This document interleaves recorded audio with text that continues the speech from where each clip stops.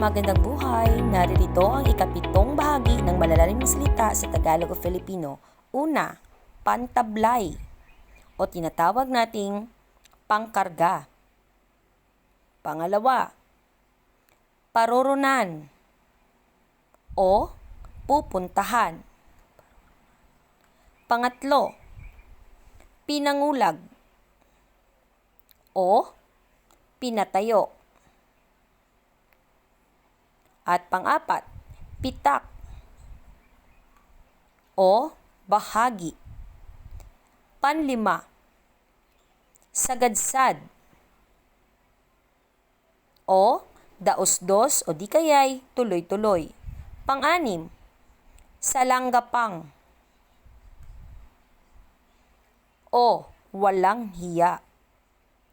Pampito, salinlahi o tinatawag din nating henerasyon.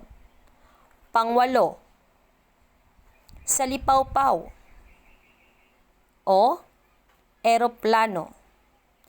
Pansyam, sansinukob o universo.